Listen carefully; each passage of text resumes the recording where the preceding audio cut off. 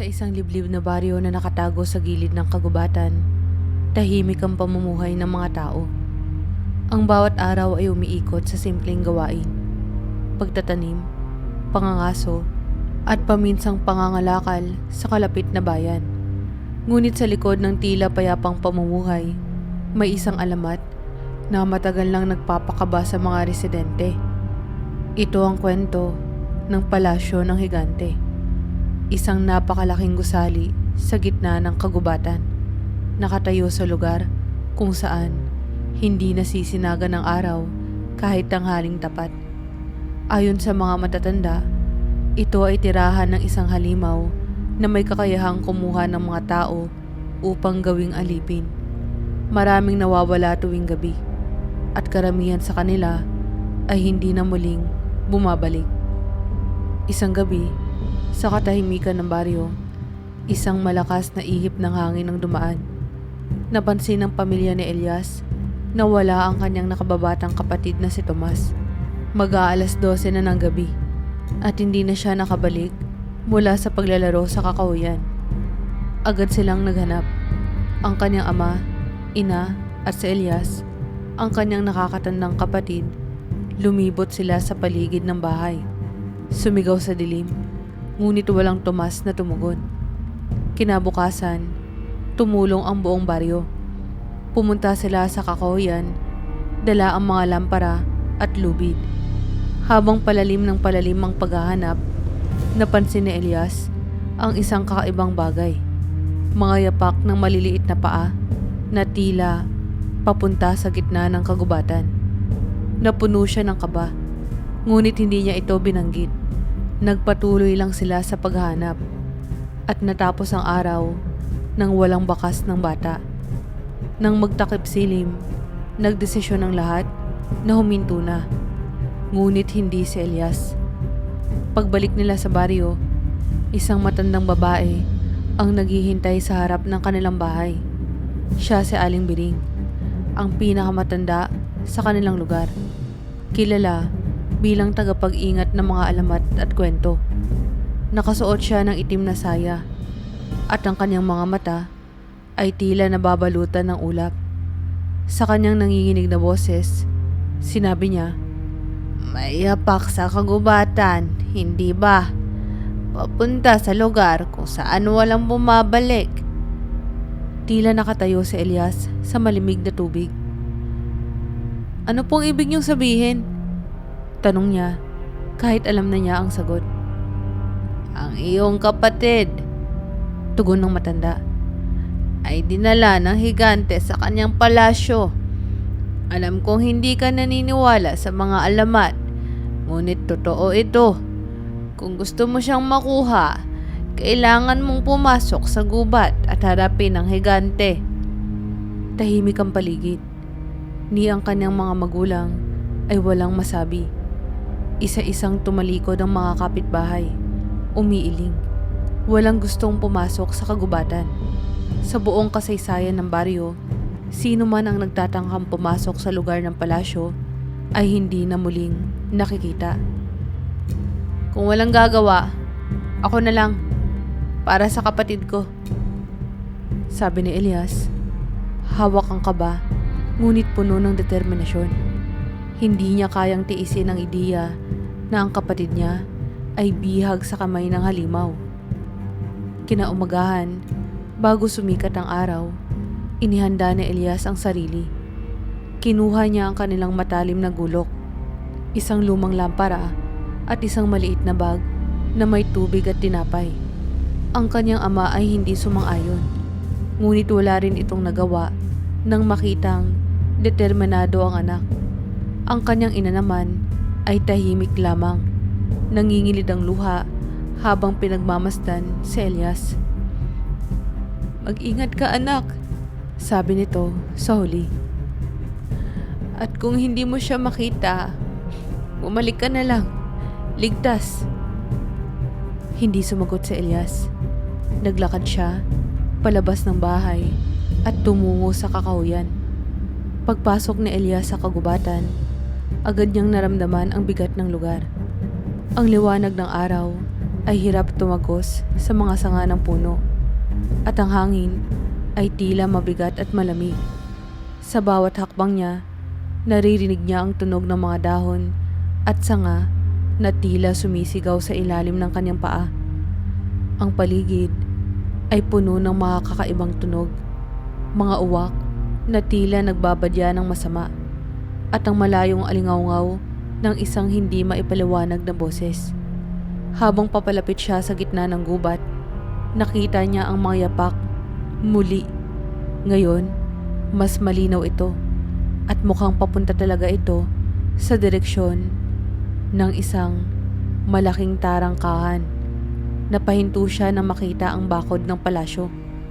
Napakataas, puno ng mga ukit na mukha ng mga taong tila nagdurusa. Ang tarangkahan ay napakalaki, gawa sa bakal na nagmumukhang kalawang, ngunit parang umaagos ang dugo sa pagitan ng mga guhit nito. Nag-aalinlangan siya kung dapat bang tumuloy, ngunit naalala niya si Tomas. Mahigpit niyang hinawakan ang gulok at dahan-dahang pumasok nang bumukas ang tarangkahan ng kusa. Pagkapasok, naramdaman niya ang malamig na hangin na tila sumalubong sa kanya. Narinig niya ang isang mababang boses na tumatawa mula sa kadiliman. May bago na namang dumating. Saan man magmula ang boses na iyon, sigurado si Elias na hindi ito tao. Nanindig ang balahibo niya, ngunit hindi siya tumigil. Sa kanyang isip, isa lang ang malinaw. Ililigtas niya ang kanyang kapatid, anuman ang kanyang kaharapin. Sa pagpasok ni Elias sa palasyo, agad niyang naramdaman ang kakaibang enerhiya na tila humihigop sa kanyang lakas. Ang loob ng tarangkahan ay hindi tulad ng inaasahan niya. Walang mga pader na gawa sa bato, kundi mistulang isang maze ng nagbabagong kwarto na puno ng dilim at hamog. Ang sahig ay yari sa makinis na marmol na nagbubuga ng malamig na singaw. At ang mga dingding, sa bawat hakbang ni Elias, naririnig niya ang tunog ng sarili niyang paghinga at mga yapak na sumasalungat sa katahimikan ng lugar. Sa gitna ng madilim na pasilyo, narinig niya ang mahina ngunit pamilyar na boses ng kanyang kapatid. "Kuya, tulungan mo ako." Napalingon si Elias. "Tomas?" Sumigaw siya, ngunit ang kanyang boses ay nag-echo sa paligid. Parang binabalik sa kanya ng mga dingding ang takot sa kanyang tinig. Sinubukan niyang sundan ang boses, ngunit tila niloloko siya ng paligid. Sa tuwing liliko siya, nagbabago ang direksyon ng boses. Parang sinasadya siyang iligaw. Sa gitna ng kanyang paglalakad, napunta si Elias sa isang kakaibang silid. Ang dingding nito ay gawa sa mga salamin, malinaw at makindab. Pero sa halip na makita ang sarili niyang refleksyon, ang mga ito ay nagpapakita ng mga kakaibang imahe. Sa unang salamin, nakita niya ang kanyang kapatid na si Tomas, umiiyak sa loob ng isang hawla. Sa sumunod na salamin, nakita niya ang kanyang sarili, sugatan at humihingi ng tulong. Ang huling salamin ay mas nakakatakot. Ipinakita nito ang higante, nakaupo sa trono, hawak ang isang malaking palakol at sa likod nito ay ang mga nakabitin na katawan ng mga biktima. Nanginginig si Elias habang pinagmamasdan ang mga refleksyon. Subalit, isang bagay ang napansin niya. Ang mga imahe sa salamin ay hindi nananatili. Gumagalaw ang mga ito, parang totoo. At minsan, ang kanyang refleksyon mismo ang tila tumatawa sa kanya. "Huwag kang magkamali," sabi ng kanyang sariling boses mula sa salamin. "Wala ka ng oras." Biglang nagkaroon ng malakas na dagundong. Ang sahig ng silid ay nagsimulang gumalaw at ang mga salamin ay tila unti-unting lumalapit sa kanya. Agad na tumakbo si Elias patungo sa tanging pintuang nakita niya. Hindi alintana ang malamig na simoy ng hangin na tila humahabol sa kanya. Sa labas ng silid, natagpuan niya ang sarili sa isang napakahabang pasilyo na tila walang katapusan. Ang mga dingding nito ay puno ng mga ukit ng mga hayop at halimaw na animoy buhay at sumusunod sa bawat kilos niya. Habang naglalakad siya, narinig niya ang tunog ng mga yapak sa likuran niya. Tumigil siya upang makinig. Tumigil din ang mga yapak. Nang siya ay lumingon, wala siyang nakita kundi ang maitim na anino ng sariling lampara. Nagpatuloy siya sa paglakad. Ngunit habang tumatagal, ang paligid ay tila nagiging mas masikip at mas mahirap tahakin. Sa isang sulok, napansin niya ang isang pinto na yari sa kahoy. Nag-aatubil siyang buksan ito. Ngunit, naalala niya si Tomas. Kailangan ko siyang hanapin. Bulong niya sa sarili. Binuksan niya ang pinto at tumambad sa kanya ang isang bulwagan. Ang sahig ay yari na sa salamin at sa ilalim nito ay may nakikitang gumagalaw. Mga anino ng tao na tila naglalakad sa ilalim ng lupa. Sa gitna ng bulwagan ay may mesa na may nakapatong na isang lumang libro. Sa itaas ng libro, may mga ukit na salita na hindi niya maintindihan. Sa gilid nito ay may maliit na papel na may nakasulat. Basahin ang tamang salita o mamamatay ka dito. Hinawakan ni Elias ang libro at binuksan ito. Agad siyang binati ng mga pahina na naglalaman ng mga larawan ng halimaw at ng mga taong bihag nito. Sa ilalim ng bawat larawan ay may mga salita. Ngunit ang mga ito ay nakasulat sa kakaibang wika. Sa huling pahina ng libro, may isang linya ng teksto na tila lumulutang mula sa pahina. Ang susi sa buhay ay nasa pangalan ng halimaw. Napaisip si Elias. Pangalan ng halimaw? Hindi niya alam kung ano ang pangalan nito. Ngunit kailangan niyang subukan. Sa paligid niya, naramdaman niya ang bigat ng mga aninong gumagalaw sa ilalim ng salamin. Ang mga ito ay dahan-dahang umaakyat at ang kanilang maiitim na kamay ay pilit na inaabot ang kanyang mga paa. Tumigil kayo! Sigaw niya habang binabasa ang bawat salita sa libro. Ngunit wala itong epekto. Sa wakas, isang salita ang pumasok sa kanyang isipan. Naalala niya ang kwento ng kanilang baryo. Isang matandang lalaki ang minsang nagbanggit ng pangalang Gorvalas. Sumugal siya at binigkas ito. Gorvalas! Biglang lumiwanag ang silid. Ang mga anino ay nawala at ang pinto sa kabilang dulo ng bulwagan ay kusang bumukas. Sa paglabas niya mula sa bulwagan, nakarating siya sa isang makitid na daan na may tanawin ng palasyo. Sa malayo, nakita niya ang tore kung saan naroon si Tomas. Ngunit bago siya tuluyang makalapit, naramdaman niya na may sumusunod sa kanya. Paglingon niya, isang anino ng napakalaking nilalang ang naglalakad mula sa malayo. Ito ang higante at naririnig niya ang mabigat nitong yapak na parang lindol.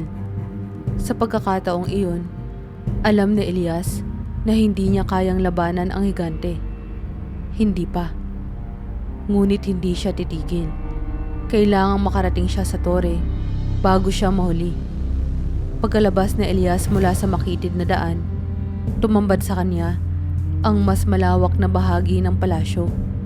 Ang tore na nakita niya kanina mula sa malayo ay tila mas mataas at mas nakakatakot. Napansin niyang sa ilalim nito ay may isang malaking bulwagan na dinudugtungan ng tila ba isang tulay na yari sa itim na bato. nakabitin sa ibabaw ng isang madilim na hangin. Ang bawat hakbang niya sa tulay ay gumagawa ng tunog na parang pumutok na kahoy. At ang malamig na hangin ay tila may dalang mga bulong na hindi niya mawari. Sa likod niya, naririnig niya pa rin ang mabibigat na yapak ng higante. Hindi niya ito makita ng malinaw. Ngunit ang bawat dagundong ng yapak nito ay nagpapabigat sa takot na bumabalot sa kanyang dibdib. Ramdam niya ang panginginig ng tulay sa bawat galaw ng halimaw. Wala siyang oras na dapat masayang. Kailangan niyang makarating sa tore bago siya maabutan. Pagkarating ni Elias sa pintuan ng tore, hindi niya maiwasang huminto at pagmasdan ang nakakatakot na istruktura. Ang pintuan ay napakalaki, gawa sa itim na bakal at may mga ukit ng nag-aalimpuyong anino na tila nagbabanta sa sino mang magtatangkang pumasok. May isang napakalaking singsing na ginagamit upang katukin ang pinto. Ngunit nang inilapit niya ang kanyang kamay, kusa itong bumukas. Lumikha ng malalim na alingawngaw sa loob ng tore. Pagpasok niya, agad na sumalubong ang malamig na hangin na parang bumalot sa kanyang katawan. Ang loob ng tore ay puno ng dilim. Tanging ang mahihinang ilaw mula sa mga sulo ang nagbibigay ng liwanag. Ang sahig ay yari sa bato at bawat hakbang niya ay nagmumula ang tunog ng kanyang yapak na nagbabalik sa kanya bilang alingawngaw. Sa gitna ng tore, nakita niya si Tomas, nakakulong sa isang malaking hawla na gawa sa makintab na bakal. Ang hawla ay nakasabit sa napakataas na kisame at sa ilalim nito ay may malalim na hukay na puno ng mga matatalim na tinik. Si Tomas ay umiiyak, pero nang makita si Elias, ang mukha nito ay napuno ng pag-asa. "Kuya!" sigaw ni Tomas, ngunit sa sandaling iyon, isang malalim at nakakatakot na boses ang umalingawngaw mula sa itaas. Sa wakas, isang tao na may sapat na tapang upang pumasok sa aking kaharian. Sabi ng boses. Ngunit ang tapang ay walang kabuluhan dito. Mula sa anino sa likod ng hawla, lumitaw ang isang higante. Ang anyo nito ay mas nakakatakot kesa sa kahit anong imahe na naalala ni Elias mula sa mga alamat ng baryo. Ang balat nito ay parang magaspang na bato na may mga bitak na naglalabas ng pulang liwanag, parang mga baga na buhay. Ang mga mata nito ay nagliliyab at ang mga ngiti nito ay nagpapakita ng matatalas na ngipin na parang kutsilyo. Ang higante ay may hawak na isang napakalaking palakol na tila yari sa itim na bakal at bawat galaw nito ay nagdudulot ng pagyanig sa buong tore. Ang iyong kapatid. Sabi nito habang itinuturo ang hawla. Ay isa sa maraming alipin na nararapat sa akin. At ikaw, Elias, ay magiging isa rin. Hindi nagsalita si Elias. Hinigpitan niya ang hawak sa kanyang gulok. Alam niyang wala itong laban sa laki at lakas ng halimaw. Ngunit hindi siya maaaring umatras. "Hindi ako aalis dito nang wala ang kapatid ko," matapang niyang sagot. Ngumisi ang higante. Kung gayon, harapin mo ang aking hamon. Biglang gumalaw ang sahig sa paligid ni Elias at tila lumitaw ang isang bilog na arena na napapalibutan ng itim na apoy. Ang hawla ni Tomas ay iniangat ng mas mataas. Halos hindi ito maabot ng paningin ni Elias. Dalawa ang hamon mo. Sabi ng higante. Una, malalampasan ang aking arena nang hindi nasusugatan. Pangalawa, sasagutin ang tanong ng magpapalaya sa iyong kapatid. Napatingin si Elias sa paligid. Ang sahig ay unti-unting nagbabago. Lumilitaw ang matatalim na tinik. Gumuguhit sa bawat hakbang na maling magagawa niya. Sa gitna ng arena, nakita niya ang isang krus na bato na may maliit na kahon sa ibabaw nito. Ang higante ay ngumisi. Kunin mo ang kahon. Ngunit mag-ingat. Ang sahig ay may sarili nitong buhay. Huminga ng malalim si Elias. Alam niyang kailangan niyang maging maingat. Ngunit mabilis din. Habang naglalakad siya patungo sa kahon, biglang gumalaw ang sahig. Lumitaw ang mga matatalim na tinik sa harapan niya. At napilitan siyang umatras. Narinig niya si Tomas mula sa itaas. "Kuya! Bilisan mo!" Inabot niya ang kahon, ngunit sa sandaling mahawakan niya ito, biglang lumitaw ang mga anino mula sa mga sulok ng arena. Ang mga anino ay may anyong tao, ngunit walang muka, at lahat sila ay tila nakatingin kay Elias. Dahan-dahan silang lumapit. Hawak ang kanilang mga kamay na may mahabang kuko na tila yari sa bakal. Ang mga anino ng aking biktima, Sabi ng higante. ay susubukin ang iyong tapang.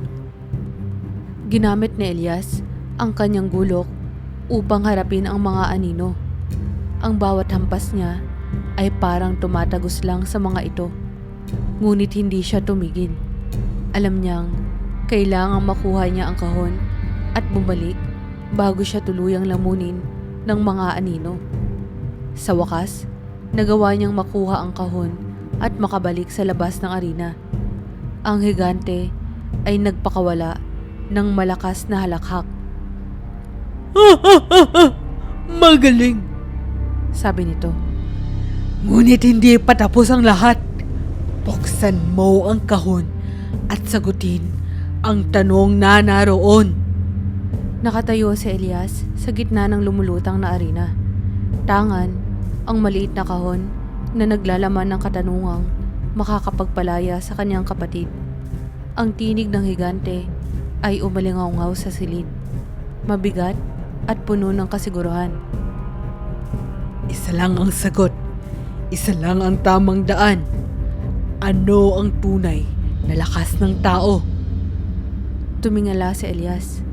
Ang hawla ni Tomas ay nakabitin pa rin sa kisame. Unti-unting gumagalaw pataas na parang sinasadya ng higante upang iparamdam ang kawalan ng oras. Ang mga mata ng higante ay nagliliyab, naghihintay sa sagot na magtatakda ng kapalaran nilang dalawa. Huminga ng malalim si Elias. Alam niyang ang bawat saglit ay mahalaga. Ngunit kailangang malinaw ang kanyang sagot. Naisip niya ang lahat ng kanyang pinagdaanan. Ang takot, ang hirap, at ang determinasyong iligtas ang kapatid.